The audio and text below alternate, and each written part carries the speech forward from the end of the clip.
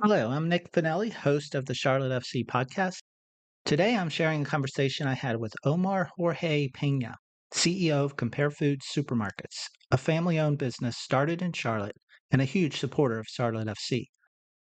One of the ideas behind this podcast is to share stories of the people who are directly involved with the club, as well as the community, including business that happens because of this franchise. I really enjoyed talking to Omar and learning what it means to him as well as his company to be a part of the larger Charlotte FC community. It's time for the Charlotte FC podcast.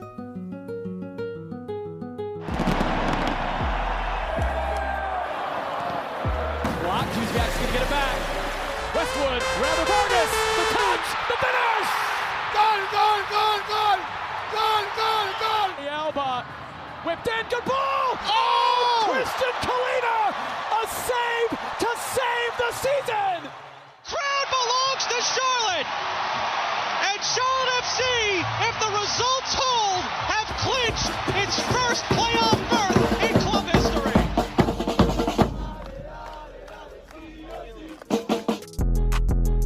First of all, Omar, thank you for coming on the show. Appreciate you having me. We start every episode just having the guests introduce themselves, who they are, where they're from, their current role, kind of how they got started. So Sure. So my name is Omar Jorge Peña. I am the CEO of Compare Foods here in Charlotte, North Carolina. I grew up in New York and the Dominican Republic, and I've been living here in Charlotte since 2009. wow, okay. And is Compare Foods is a family business. So how did you get pulled into the family business? Not everybody decides to go along with it. Yeah, it is a family business. It was started by my uncles and my mom in the 1970s when they first bought a small bodega and a corner convenience store in New York City. Mm-hmm. And from that time in the 70s, it just kept expanding and expanding. And now as a family, we have 40 supermarkets throughout the East Coast of the United States. And how many here in North Carolina? In North Carolina, we have 27. In Charlotte, we have eight. Yes, because we opened up South Boulevard. That was the 8th store. We opened up the Concord store, which I guess would be 9 if we include, the surrounding areas. Well, So, it's great that you're expanding. So what have you learned that's allowed you to expand in this role as CEO, like to do this? well, I've been lucky enough to be in the supermarket industry my whole life. Since my family was in it from the beginning, I've been visiting stores since I was a little kid, 3, 4 years old, helping out with different things in different departments and really just growing through the business. So just that type of experience, it used to be like a playing for me, right? Mm-hmm. I would go to the stores and packing oranges was the way that I spent the time, right? Or balancing cashiers or whatever it was that the task needed to be done in the supermarkets growing up.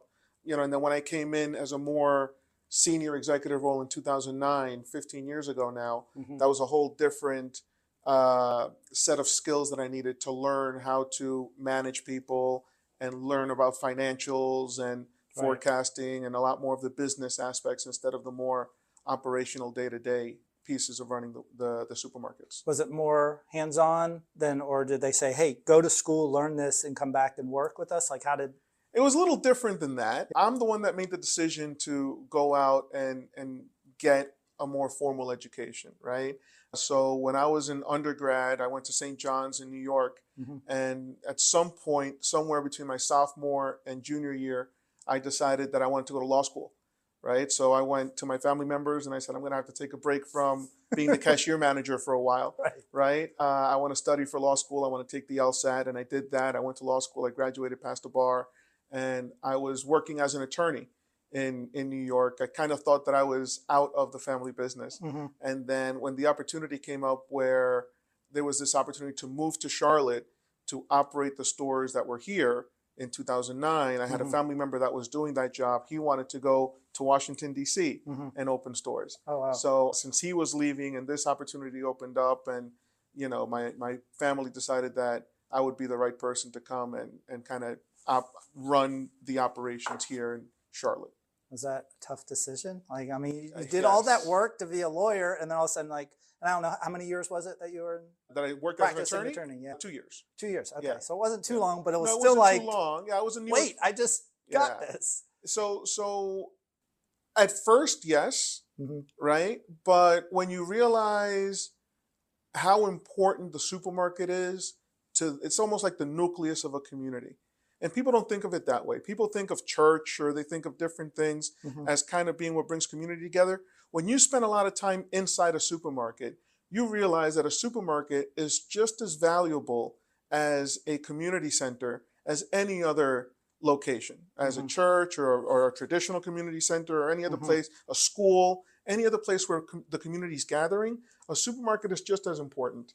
And when you get out of that selfish mindset of what's best for me and you look at what's best for this community, what you end up realizing is that the work is a lot more fulfilling and you still get all of the financial compensation and benefits that you were going to get otherwise. Yeah. Right? So I really haven't looked back all that much after I kind of made that mindset shift where, you know, if I look at the supermarket as the nucleus of the community and that's what I'm working towards, that ends up being very fulfilling, much more fulfilling than sitting in an office reviewing paperwork all day, which kind of is what I do now anyway at this point because of the way that the company has grown.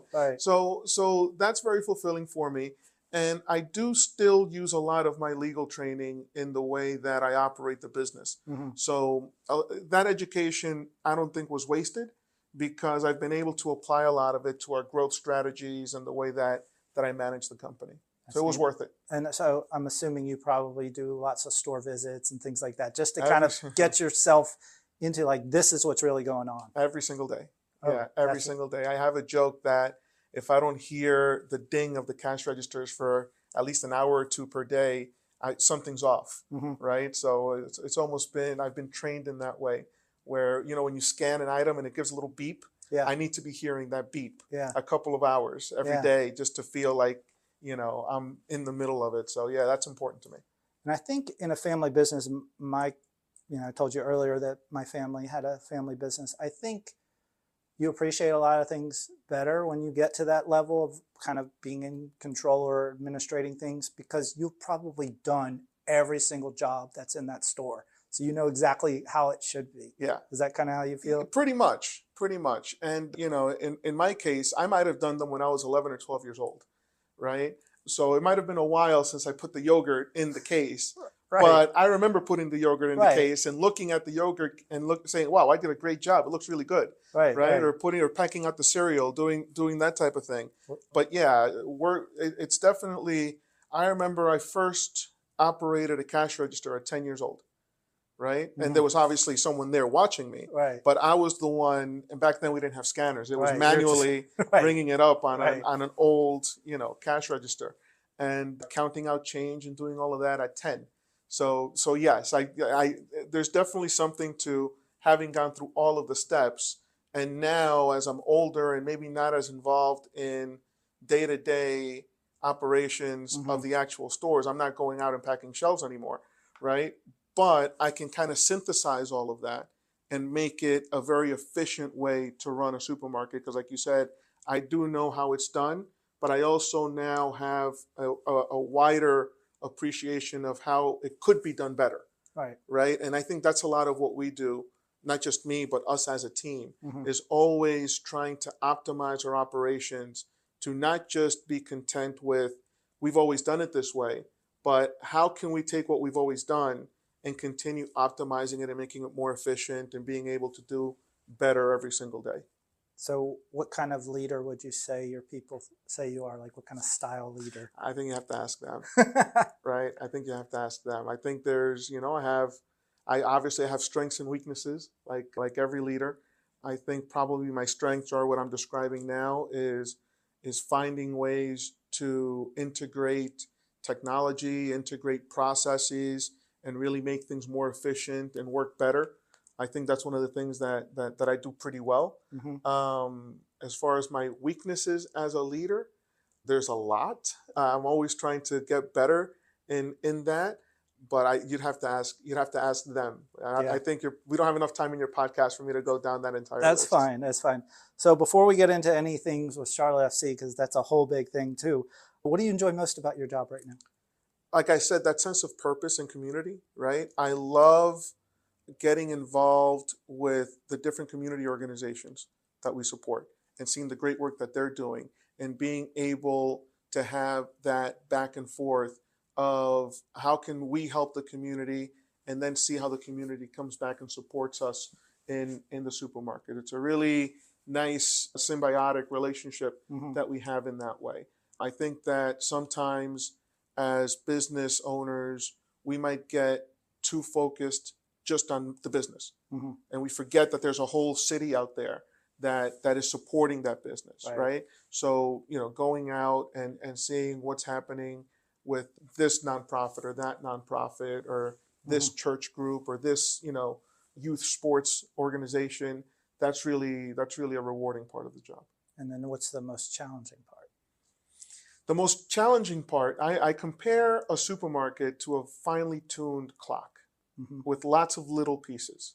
And the smallest piece that stops working, the whole mechanism breaks down, right? And it's just keeping that clock operating and trying to constantly find where is the weak link, where is the small piece that's about to break down and fixing it before it does so that the whole thing can continue operating, right? And that might be something people never even think about, like a compressor in the back room. People don't even know that the customer doesn't even know that we have an entire room full of equipment that runs all of this refrigeration that we have on the sales floor, right? Well, if a valve on one of those compressors malfunctions, an entire department goes down. And we can't sell anything in that department, right? So there's a lot of waste too. Absolutely. Oh, absolutely. Right. So those are the little things that are challenging because you always have to be aware of what's happening, right? If the employee that collects the shopping carts stops coming into work, that it creates a ripple effect that affects the entire organization. Right. So it's really that attention to the minor details, like I said with the clock, trying to figure out where is the small little piece in this clock that's about to break down and fixing it before it does so that the whole thing can keep running on time. Right. So that's definitely the most challenging part of the job because it requires 24/7 awareness of everything happening in every corner of every store. Right. So now I'm going to shift gears a little bit to Charlotte FC. So you've been in Charlotte for a little bit. We didn't really have a major soccer team. There was the Independence. There's, definitely a big soccer culture here, but not as big as it is today. I was just thinking about the way you were talking. It's like you're like the MLS, and then all your stores are like little franchises in a way. Yeah, that's a very good They have to description. run themselves, but they also have to be like. Of course, they're not playing against each other, but you're looking. They kind of are. They kind of. Well, the other grocery stores, but not your grocery stores. No. Oh, really? Yeah. You have some competition. We have them. some internal competition between store managers because we want to keep them motivated to do the best job they can, even internally. Right. So yes, we are competing against all of the large supermarket chains that are out there that are much larger than we are. But even internally, we set up challenges so that every store manager feels it's healthy competition, right? We're not hurting the other stores, but how can you make yours the best in comparison with the other ones? And what use their ideas. Absolutely. And that ends up raising the bar for everyone. All right. So that's an excellent description is this office is kind of MLS and all the stores are the different franchises. I like that. I'm going to steal that from you. You got 30. So you got it. You're fitting perfectly. All right. You could have them have certain names. All right. So what makes you decide Charlotte comes to town as a soccer team, as a football club? There's a big audience. Your stores also have an interest in soccer. Is that all you needed to be like, yes, let's do this? Or was there a lot of things you had to think about before you started being like a sponsor? Yeah, I think that as soon as the team was announced, actually before the team was announced, I'd begun having some conversations with the partnerships team at what was to become Charlotte FC. Right. And obviously, our community is very, very passionate about soccer. Right. Our customer base is about 70% Latino, and by far the dominant sport with our customers is football. Right, soccer. There's a minor part. Like I'm from the Dominican Republic, so you have Dominicans, Venezuelans, Puerto Ricans, Cubans that are maybe baseball dominant, Right. Yeah. but the vast majority are huge soccer fans, Yeah. right? So we had done partnerships with the Knights in the past. We had done partnerships with the Hornets in the past because those were that's who was in town, right? The Panthers were doing so great on their own that they're on a different level with the NFL. We were kind of priced out of working with the Panthers, the Panthers. Right. But we had done partnerships with the Hornets. We've done partnerships with the Knights, and those had gone fairly well. But when there was the rumor that professional soccer was going to come to Charlotte, I knew that was something that we needed to get involved in from day one, right? And I'm not going to say that the first proposal that Charlotte FC presented to us, we said yes, because that's not what That's happened. not how it works. That's not how it works. But for sure, I think there was very quickly a realization of the mutual interest between the team and ourselves, right? So I wanted to reach out to the team. They actually beat me to the punch and reached out to me first. Wow. So I received a very, very nice welcome package, even before we'd had a conversation from the team, saying, we're coming to Charlotte. We want you to be a part of it, inviting me to the kickoff event. I forget which brewery it was, but a brewery in South End that we went to, which was a fantastic event. And so they wanted us as much as I wanted to partner with them. And that's always a good start to a negotiation. When you realize both parties are interested in making a deal happen, right? Then it's just figuring out what the details are going to be so that we're all on the same page. I'm sure your lawyer instincts kicked in really good. Well, not just that. Not just that, but like you mentioned, it's a family business. So it's not just me. Yeah. Right? I have aunts and uncles and brothers and sisters and parents, and there's a lot of us, right? So this was by far the largest sponsorship we've ever done as a company. Right. Even though you're in those other areas. Absolutely. But those were a lot more localized, right? So for example, with the Knights, it was a series of games that were targeted to the Latino community, right? And the same thing with the Hornets. It was a very limited partnership. Like a Hispanic night or something like that. Right. This was a much broader partnership. This was all encompassing for us. So, it took a lot of conversations internally, and there was doubt internally because it was a very large sponsorship. It was the largest one that we've ever done.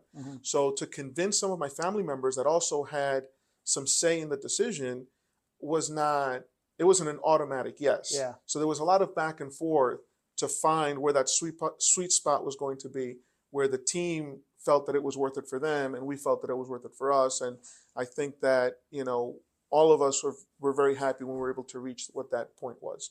That's fantastic. So who do you work with directly now with the club?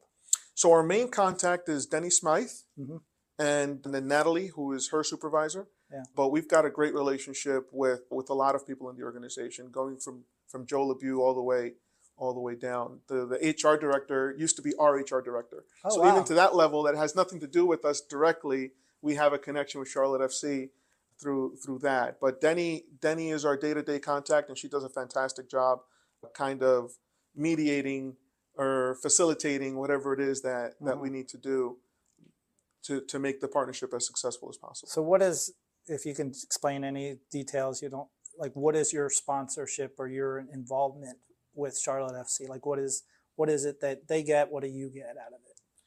Well, I think that what they get is direct access to the Latino community, right? And from the very beginning of the game day experience, when everybody's holding hands and turning around and jumping up and down, what's the song that they're doing that to? Right, exactly. It's a Puerto Rican song. Yeah.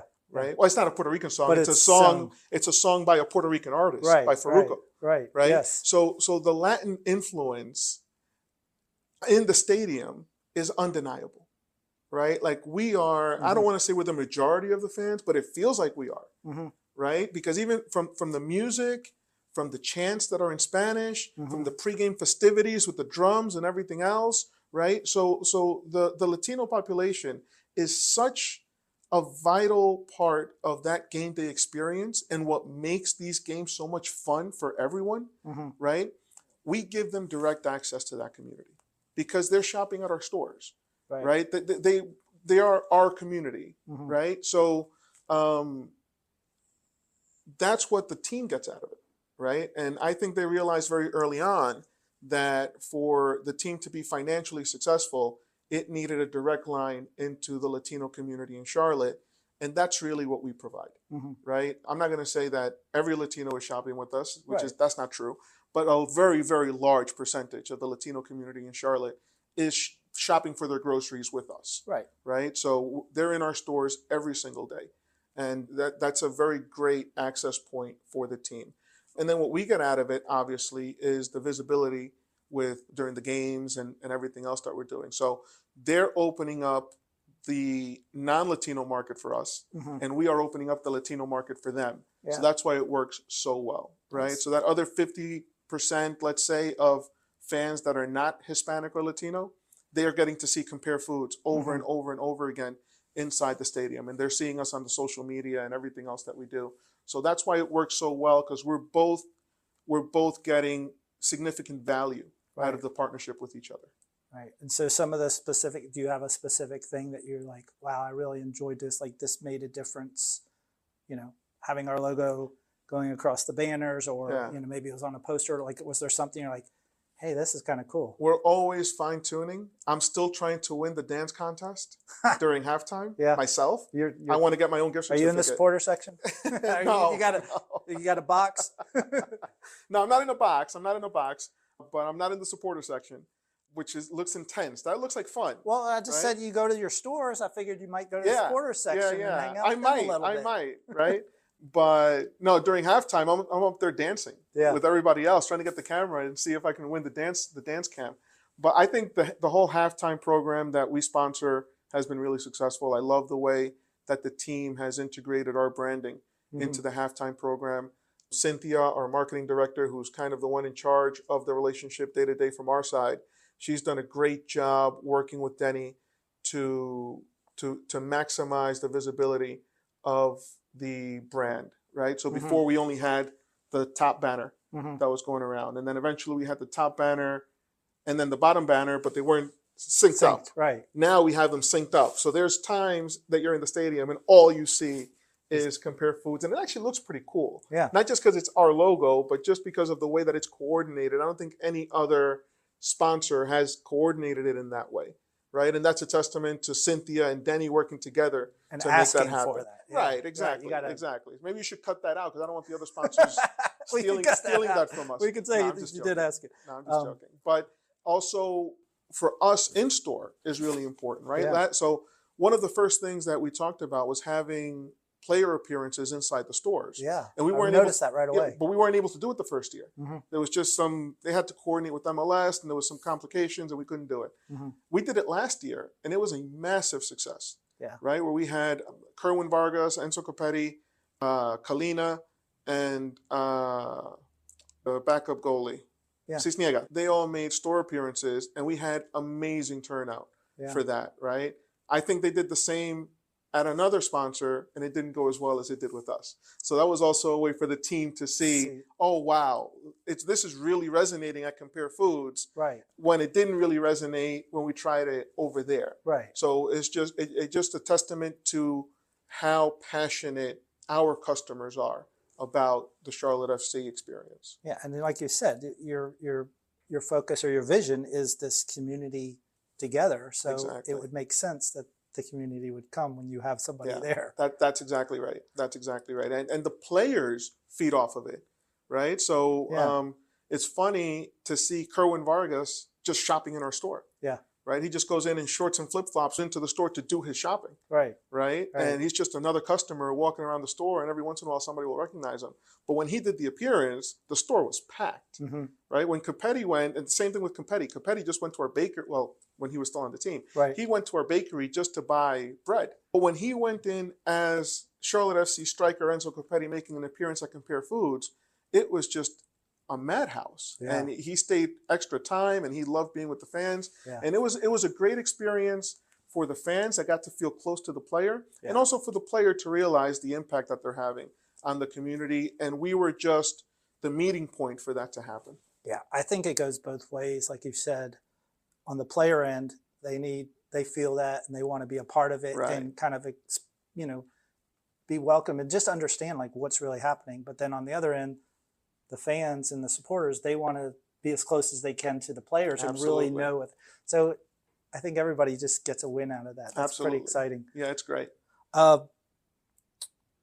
As far as like, do you measure this investment in any sort of way? Do you have analytics that you're looking at and you're like, okay, let's look at this year to year. Let's see what's going on. Does it equate to certain sales? Like, how do you do that kind of stuff? Because I've been involved in sports sponsorship for a while, and I know you're looking at certain things. You don't have to give all the details. The answer is yes. Yeah. Right. I'm not going to enter into too many details about it. Right. The problem with marketing in general is that we're doing so many initiatives at the same time that sometimes it's tough to separate out what is the growth due to Charlotte FC, what is the growth to this different sponsorship that we're doing somewhere else. Right. So that's the tough part to kind of differentiate. What I can say is that we're happy with the partnership. Right. We have seen metrics that trend in the right direction that have made the sponsorship worth it for us. Cool. And besides Charlotte FC, are there any other major kind of sponsorships that you work with or think about in sports or outside of sports that you'd like to Charlotte share? Charlotte FC is the big one, right? We're always talking to different teams. I know that, especially Cynthia is always talking to the different teams to see what proposals are coming in. I think the problem that we're having now is finding the value for us in some of those sponsorships. Yeah. Right. So I think that we're asking a little bit more than we used to in order, for the same amount of sponsorship dollars. And I think some of the teams are maybe not meeting us there yet. Right. But I think that we've really seen the value that the teams get by partnering with us. And we need them to recognize that a little bit more for us to continue doing these types of deals in the future. And Charlotte FC fortunately has done that, which is why it's been a successful partnership. Right. You talked about growing up in New York. How did that place and your life kind of influence your love of football and just being involved in this world? Football, like American football or soccer? Soccer. Yeah. Soccer. Okay.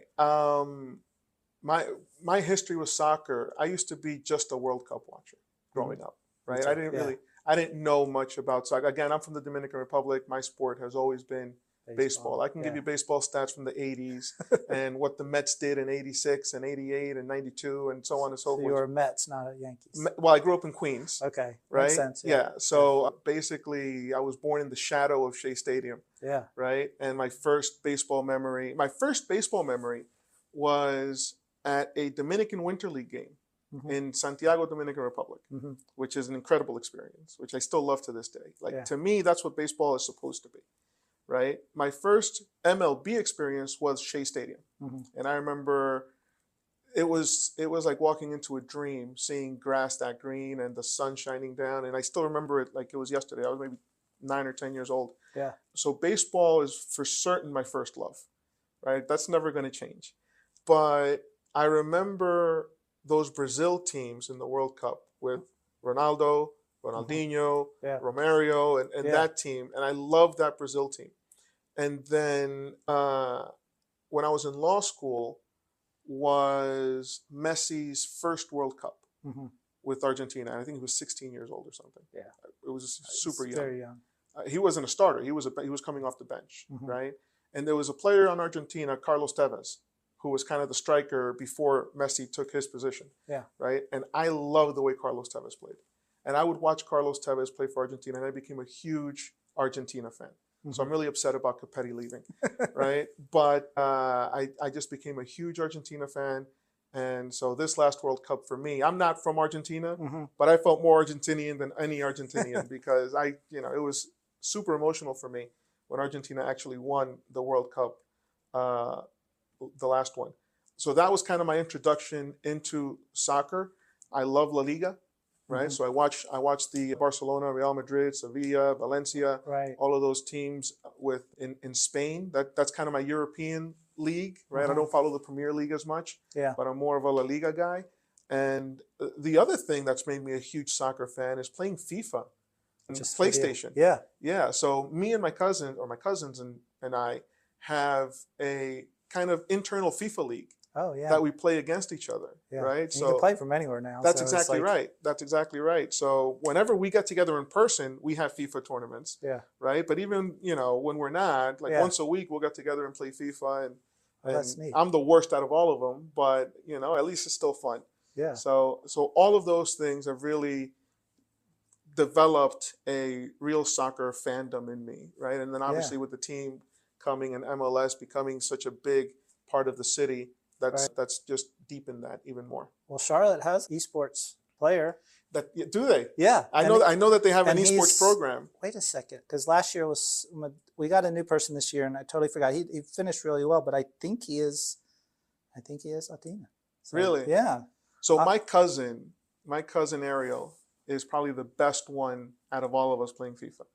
And when the esports started, I was actually pushing him, like, dude, go play. Like, Right. you're good enough for this. Right. And he's too shy and he didn't want to. But I think he would be a competitive FIFA esports player. That's cool. Did you have any mentors growing up besides your family? Besides my family, I was going to say. You can point out somebody specific in your family. You're like, Yeah. wow, I really learned a lot from this person. My Or father. these. My father obviously has always been next to me, guiding me and making sure I don't step in it too deeply, right? Was he part of the business? I know you said Yes. your uncle. Okay, so Yeah. So, but all of my uncles, my older cousins, growing up in such a large family, the mentorship is kind of built in, right? So that's Communal. a big part of it. Here in Charlotte, I've been very lucky to meet other business leaders that I've been able to become friends with and talk about the business. And they're in non-competing companies. They might be running a bank or running a construction company or whatever it is. But I've built good friendships with them, and I look at them kind of as mentors because they're always willing to give me advice when I need it and things like that. So yeah, nobody does it alone. Yeah. There's always a community around it. that's pretty cool. Now, how do you know you are successful just as a person? Like, do you have As a something internally? Do you just you did something well? Like, That's a tough question. I've got 2 kids in the room next door right now. And if they're doing well, I'm successful, right? Yeah. They're just following me around for the day, right. right? So if my sons are doing well, then I'm successful, right? That's my main marker, right? Business-wise, I think that as long as with the business, customers are obviously super important, but the customers react to what our employees are doing for them, right? So it's very important for me to have employees that are invested in our purpose and our mission and our values, right? So when I go to a store and I'm talking to our staff, to our team members, and I realize, yes, this person understands what we're doing here, that makes me feel like we're being successful because I know that they're transmitting our values and our purpose and our vision in the work that they do every day, and then the customers will react to that, right? Yeah. So that's kind of how I measure it: is are my kids doing well? Yeah. Are our employees doing well? Yeah. If those 2 things are okay, then I'm being successful. Yep. Have you ever thought of doing that kind of thing where the CEO goes into the store and just starts working with the people and they don't even realize who you are? They all and know stuff? me. Okay. That's tough. I've tried to do secret shopping and it doesn't work. It doesn't work. They all, they're all like, all right. they all know who I am. Yeah. That's cool. What is something? And I want it to be that way because I want to be accessible to all of the employees. So. Oh, I mean, I can't imagine having a business where people didn't know who you were when you walked in and they work for you. Right. That seems kind of odd. What is something you wish people would ask you when they interview you that maybe you don't get a chance to say? Or you want people to understand about Compare Foods? You did that. Because Okay. I almost never talk about my family or my kids in an interview. Okay. So the fact that you got me to answer a question and I talked about my kids is very rare. So you did a good job getting that out of me. A different question having to do with Compare Foods. Yeah. What's something maybe people might not understand about Compare Foods that you'd want to say to them? That we're always open to improving, right? I don't want our customers to not feel like they have a voice, right? Every single time we get a Google review, we take it very seriously. Mm-hmm. Every single time a customer makes a comment to a cashier or a manager, we take it very seriously. So I think that I want everyone to understand that our ears are always open, and we understand that we can always improve, and we know that we're not going to be perfect, Mm-hmm. but we're always going to be striving towards that, right? So don't be shy with the feedback, because we want it, we crave it, and we use it to get better. So I think that's my message that I want to get out there. That's pretty cool. You made me think of something else, because I'm like, okay, you're getting if you are getting the feedback you want, it's probably about product or service or some sort of feature request type thing. Yeah. Do you go out and search like for your stores and be like, wow, we're getting a lot of people asking about this? Does that totally change just for that store? Or is it kind of like, hey, this is going well at this store, let's try it here? That's tough. Yeah. That's tough because, everyone looks at the Latino community, not everyone, many look at the Latino community as one big block because we all speak Spanish. Right. But that's not true. The diet of someone from the Dominican Republic is completely different than the diet of someone from Chile, right? It's just two completely different things that we're eating, or Peru. They're completely different, right? So our job, because you're asking really a merchandising question. Yeah. So our job is to understand that nuance in every single store. We have to know that the store at 818 Arrowwood has a higher percentage of Ecuadorian, Colombian, Venezuelan, and Honduran customers than the store in North Tryon, which has a higher which has a higher percentage of Mexican, Salvadorian. They're two completely. They're all Latino, but they are different eating habits. They want different products. They're shopping for different things, right? So our ears, again, are always open, and we're always very sensitive to what are the changes that are happening. Do we need to bring in more Venezuelan products in this store? Do we need to bring in more Colombian products or Puerto Rican products in this other store? Right. So that's a game that we're playing every single day, just listening to the customers, right? So I would say 7 years ago, we almost didn't have any Venezuelan products. And then slowly we started seeing, where is Harina Pan? Where is Tequeños? Where is this? Yeah. And like, well, we don't even know what that is. So we're going to have to go and find out and do our research and bring it in and start servicing that client base. Yeah. Right. And I think that's one of the things that makes us successful compared to some of our peers. Well, you can do that too. Absolutely. They probably couldn't. It's tough. It would be tougher. They're trying to serve the middle. Right. Absolutely. Yeah. Yeah. That's pretty cool. Yeah. I always wondered about that, just because, like you said, it's spot on. A lot of people put the whole Latino community together, and it's just really, like you said, their common thing is they speak a same language, but everything else can be very different. And soccer and football is a common thing. So that's it. All right, we're going to shift. We have a stoppage time part of our podcast. Just quick answer questions. It's stoppage time. Do you have a must-do personal ritual? I'm sure I do, but I can't think of it. You can't think of it right now. Not like like that. certain coffees, or at the evening you go and do this, or a must-do personal ritual. We can come back. Yeah, let's come back to that. Let's come back. All right, let's see if you get this favorite unplugged activity. No technology. What is your the beach. The beach. Yes, I love beaches. I love beach hopping. Yeah. On a search for the best beach in the world. What's your favorite beach you've been to? My favorite beach right now is probably Playa Rincon in the Dominican Republic, right? Which is on the Samaná Peninsula in the north part, which a lot of people don't know about. My second favorite beach, just so I don't look like, I'm favoring my own country, is probably Eagle Beach in Aruba, which is the nicest public beach that I've been to. It's really incredible. Oh, cool.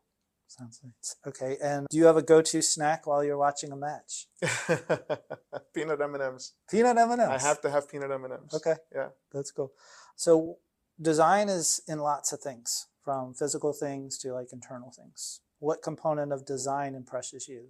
The interior or the exterior part? I am an interior person. Mm-hmm. I want things to run well, right? So your clock example, perfect. Going back to the clock example, I love watches. Yeah. That's one of my things. I like a well-built watch. And so the interior to me is much more important than the exterior. I think function is more important than form. All right. Do you find starting a project or finishing one more gratifying?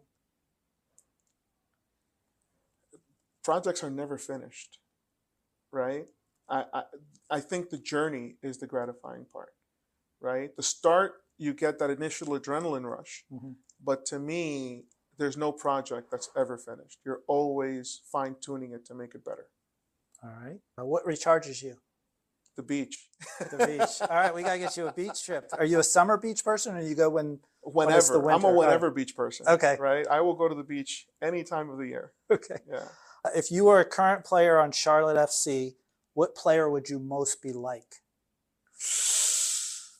Either in your playing style or like kind of your mindset as a player or as a person.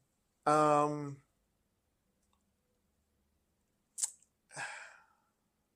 love the way Kerwin Vargas plays, right? And obviously I don't have the physical talents that any of them do, right? I love the way Ben Bender plays, right? I love these young, fast, loose, willing to take risk, right? I love that style of play, right? It's let's just rip it and see what happens, right? So when I see Kerwin or when I see Ben Bender, I love the way Abada is playing right now. Yeah, you know, like that mindset of well, I'm going to risk it and I'm going to go for it and let's see what happens. Right. I love that. Yeah. I love that style of play. That's cool. Do you do that in your business? I'm a little bit more conservative than that. Right, Yeah. I'm a little bit more conservative than that, but there is an aspect of that to any type of entrepreneurship. So yeah, I think we just did that in the new South Boulevard store. Yeah, right. Obviously, it's not a direct comparison, but we did something completely new in that store that we don't have in our other stores, right? And that's an aspect of that. Let's take a risk and see what happens, and and challenge ourselves to do something different. Well, Omar, it's been a pleasure. Appreciate All right, it. Nick, thank you so much. Sure. I really appreciate the time. Thanks. Thank you for listening to my conversation with Omar. And if you have a chance, go to Compare Food supermarkets near you to see firsthand the culture and community he spoke about during our conversation. This has been the Charlotte FC podcast. Check out more episodes with fascinating people that play on Charlotte FC, work for Charlotte FC, or are part of the soccer business. Don't forget to follow or subscribe to our podcast and follow us on X, Instagram, and YouTube at CLTFC Podcast. Enjoy your day.